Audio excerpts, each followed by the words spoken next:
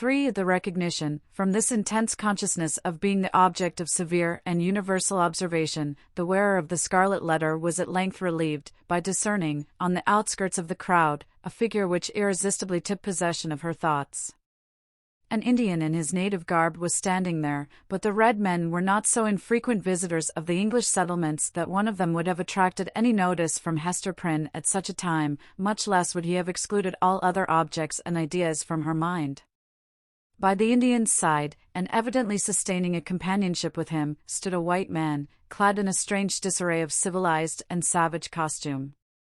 He was small in stature, with a furrowed visage, which as yet could hardly be termed aged.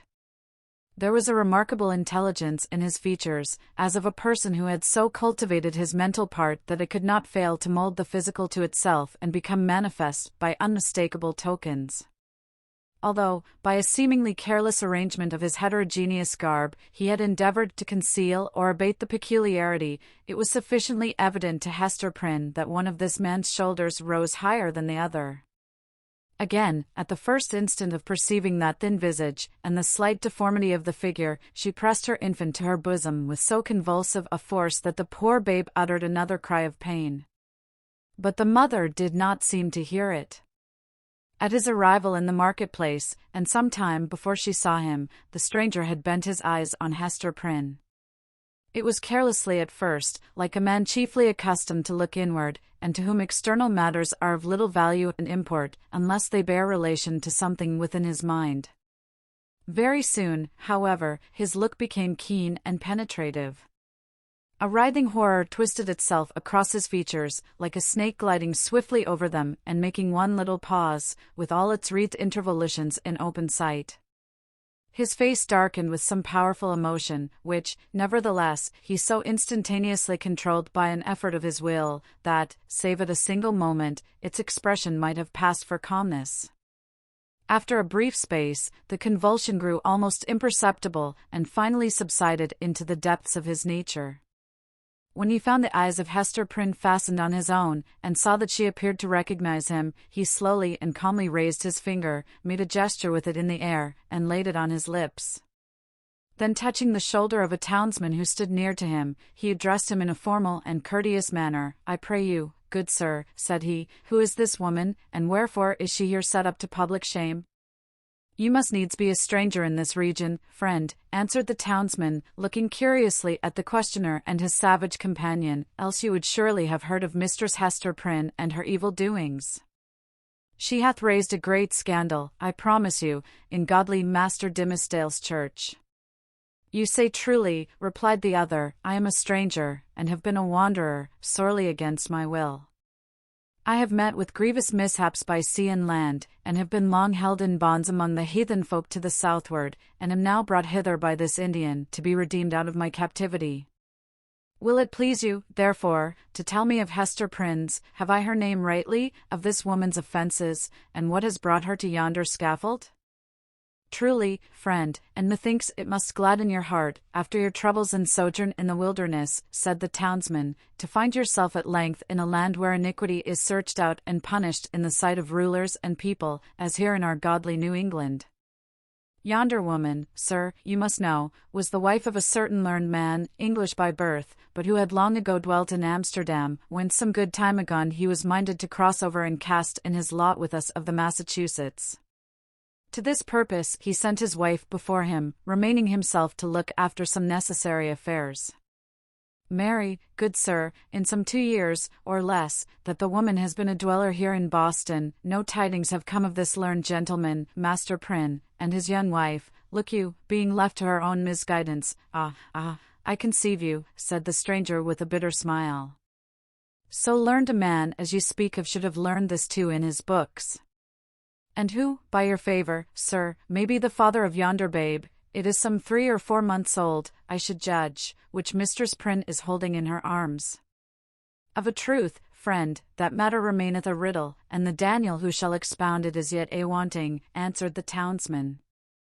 "Madam Hester absolutely refuseth to speak, and the magistrates have laid their heads together in vain. Peradventure the guilty one stands looking on at this sad spectacle, unknown of man, and forgetting that God sees him. The learned man observed the stranger with another smile, should come himself to look into the mystery. It behoves him well if he be still in life, responded the townsman.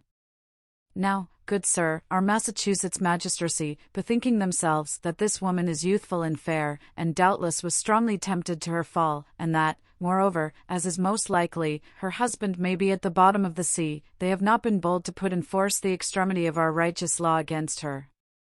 The penalty thereof is death. But in their great mercy and tenderness of heart they have doomed Mistress Prynne to stand only a space of 3 hours on the platform of the pillory, and then and thereafter, for the remainder of her natural life, to wear a mark of shame upon her bosom. A wise sentence, remarked the stranger, gravely, bowing his head. Thus she will be a living sermon against sin, until the ignominious letter be engraved upon her tombstone. It irks me, nevertheless, that the partner of her iniquity should not at least stand on the scaffold by her side. But he will be known, he will be known, he will be known. He bowed courteously to the communicative townsman, and whispering a few words to his Indian attendant, they both made their way through the crowd. While this passed, Hester Prynne had been standing on her pedestal, still with a fixed gaze towards the stranger, so fixed a gaze that, at moments of intense absorption, all other objects in the visible world seemed to vanish, leaving only him and her. Such an interview, perhaps, would have been more terrible than even to meet him as she now did, with the hot midday sun burning down upon her face, and lighting up its shame, with the scarlet token of infamy on her breast, with the sin-born infant in her arms, with a whole people, drawn forth as to a festival, staring at the features that should have been seen only in the quiet gleam of the fireside, in the happy shadow of a home, or beneath a matronly veil at church. Dreadful as it was, she was conscious of a shelter in the presence of these 1,000 witnesses. It was better to stand thus, with so many betwixt him and her, than to greet him face to face, they two alone. She fled for refuge, as it were, to the public exposure, and dreaded the moment when its protection should be withdrawn from her. Involved in these thoughts, she scarcely heard a voice behind her until it had repeated her name more than once, in a loud and solemn tone, audible to the whole multitude. "Hearken unto me, Hester Prynne," said the voice. It has already been noticed that directly over the platform on which Hester Prynne stood was a kind of balcony, or open gallery, appended to the meeting-house. It was the place whence proclamations were wont to be made, amidst an assemblage of the magistracy, with all the ceremonial that attended such public observances in those days. Here, to witness the scene which we are describing, sat Governor Bellingham himself with 4 sergeants about his chair, bearing halberds, as a guard of honor. He wore a dark feather in his hat, a border of embroidery on his cloak, and a black velvet tunic beneath, a gentleman advanced in years, with a hard experience written in his wrinkles. He was not ill-fitted to be the head and representative of a community which owed its origin and progress, and its present state of development, not to the impulses of youth, but to the stern and tempered energies of manhood and the sombre sagacity of age, accomplishing so much, precisely because it imagined and hoped so little. The other eminent characters by whom the chief ruler was surrounded were distinguished by a dignity of mien, belonging to a period when the forms of authority were felt to possess the sacredness of divine institutions. They were, doubtless, good men, just and sage. But, out of the whole human family, it would not have been easy to select the same number of wise and virtuous persons, who should be less capable of sitting in judgment on an erring woman's heart, and disentangling its mesh of good and evil, than the sages of rigid aspect towards whom Hester Prynne now turned her face. She seemed conscious, indeed, that whatever sympathy she might expect lay in the larger and warmer heart of the multitude, for, as she lifted her eyes towards the balcony, the unhappy woman grew pale, and trembled. The voice which had called her attention was that of the Reverend and famous John Wilson, the eldest clergyman of Boston, a great scholar, like most of his contemporaries in the profession, and withal a man of kind and genial spirit. This last attribute, however, had been less carefully developed than his intellectual gifts, and was, in truth, rather a matter of shame than self-congratulation with him. There he stood, with a border of grizzled locks beneath his skull-cap, while his grey eyes, accustomed to the shaded light of his study, were winking, like those of Hester's infant, in the unadulterated sunshine. He looked like the darkly engraved portraits which we see prefixed to old volumes of sermons, and had no more right than one of those portraits would have to step forth, as he now did, and meddle with the question of human guilt, passion, and anguish. "Hester Prynne," said the clergyman, "I have striven with my young brother here, under whose preaching of the word you have been privileged to sit." Here Mr. Wilson laid his hand on the shoulder of a pale young man beside him. "I have sought, I say, to persuade this godly youth, that he should deal with you, here in the face of heaven, and before these wise and upright rulers, and in hearing of all the people, as touching the vileness and blackness of your sin. Knowing your natural temper better than I, he could the better judge what arguments to use, whether of tenderness or terror, such as might prevail over your hardness and obstinacy, insomuch that you should no longer hide the name of him who tempted you to this grievous fall. But he opposes to me, with a young man's oversoftness, albeit wise beyond his years, that it were wronging the very nature of woman to force her to lay open her heart's secrets in such broad daylight, and in presence of so great a multitude. Truly, as I sought to convince him, the shame lay in the commission of the sin, and not in the showing of it forth. What say you to it, once again, Brother Dimmesdale? Must it be thou, or I, that shall deal with this poor sinner's soul?" There was a murmur among the dignified and reverend occupants of the balcony, and Governor Bellingham gave expression to its purport, speaking in an authoritative voice, although tempered with respect towards the youthful clergyman whom he addressed. "Good Master Dimmesdale," said he, "the responsibility of this woman's soul lies greatly with you. It behoves you, therefore, to exhort her to repentance and to confession, as a proof and consequence thereof." The directness of this appeal drew the eyes of the whole crowd upon the Reverend Mr. Dimmesdale, young clergyman, who had come from one of the great English universities, bringing all the learning of the age into our wild forest land.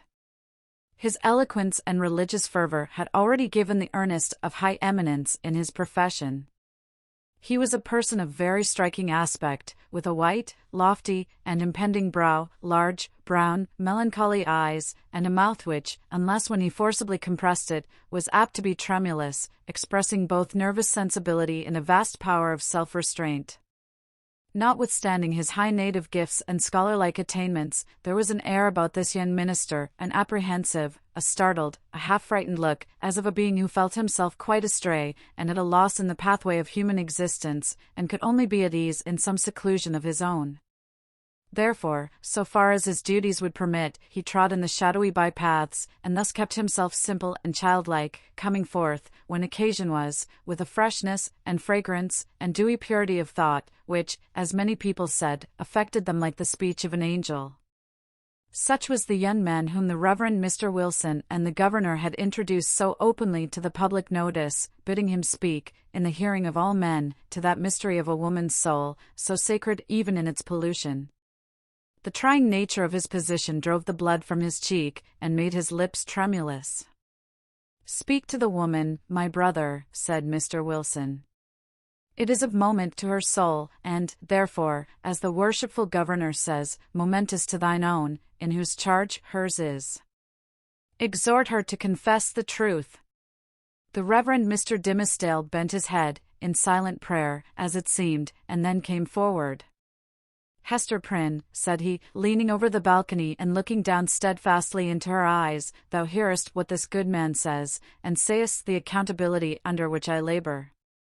If thou feelest it to be for thy soul's peace, and that thy earthly punishment will thereby be made more effectual to salvation, I charge thee to speak out the name of thy fellow sinner and fellow sufferer. Be not silent from any mistaken pity and tenderness for him, for, believe me, Hester, though he were to step down from a high place, and stand there beside thee, on thy pedestal of shame, yet better were it so than to hide a guilty heart through life. What can thy silence do for him, except it tempt him, yea, compel him, as it were, to add hypocrisy to sin? Heaven hath granted thee an open ignominy, that thereby thou mayest work out an open triumph over the evil within thee and the sorrow without. Take heed how thou deniest to him, who, perchance, hath not the courage to grasp it for himself, the bitter, but wholesome, cup that is now presented to thy lips." The young pastor's voice was tremulously sweet, rich, deep, and broken. The feeling that it so evidently manifested, rather than the direct purport of the words, caused it to vibrate within all hearts, and brought the listeners into one accord of sympathy. Even the poor baby at Hester's bosom was affected by the same influence, for it directed its hitherto vacant gaze towards Mr. Dimmesdale, and held up its little arms with a half-pleased, half-plaintive murmur. So powerful seemed the minister's appeal that the people could not believe but that Hester Prynne would speak out the guilty name, or else that the guilty one himself, in whatever high or lowly place he stood, would be drawn forth by an inward and inevitable necessity, and compelled to ascend the scaffold. Hester shook her head. "Woman, transgress not beyond the limits of heaven's mercy," cried the Reverend Mr. Wilson, more harshly than before. "That little babe hath been gifted with a voice, to second and confirm the counsel which thou hast heard. Speak out the name. That, and thy repentance, may avail to take the scarlet letter off thy breast." "Never," replied Hester Prynne, looking, not at Mr. Wilson, but into the deep and troubled eyes of the younger clergyman. "It is too deeply branded. Ye cannot take it off. And would that I might endure his agony as well as mine." "Speak, woman," said another voice, coldly and sternly, proceeding from the crowd about the scaffold, "speak, and give your child a father." "I will not speak," answered Hester, turning pale as death, but responding to this voice, which she too surely recognized. "And my child must seek a heavenly father, she shall never know an earthly one." "She will not speak," murmured Mr. Dimmesdale, who, leaning over the balcony, with his hand upon his heart, had awaited the result of his appeal. He now drew back with a long respiration. Wondrous strength and generosity of a woman's heart. "She will not speak." Discerning the impracticable state of the poor culprit's mind, the elder clergyman, who had carefully prepared himself for the occasion, addressed to the multitude a discourse on sin, in all its branches, but with continual reference to the ignominious letter. So forcibly did he dwell upon the symbol, for the hour or more during which his periods were rolling over the people's heads, that it assumed new terrors in their imagination, and seemed to derive its scarlet hue from the flames of the infernal pit. Hester Prynne, meanwhile, kept her place upon the pedestal of shame, with glazed eyes, and an air of weary indifference. She had borne that morning all that nature could endure, and as her temperament was not of the order that escapes from too intense suffering by a swoon, her spirit could only shelter itself beneath a stony crust of insensibility, while the faculties of animal life remained entire. In this state, the voice of the preacher thundered remorselessly, but unavailingly, upon her ears. The infant, during the latter portion of her ordeal, pierced the air with its wailings and screams. She strove to hush it mechanically, but seemed scarcely to sympathize with its trouble. With the same hard demeanor, she was led back to prison, and vanished from the public gaze within its iron-clamped portal. It was whispered by those who peered after her that the scarlet letter threw a lurid gleam along the dark passageway of the interior.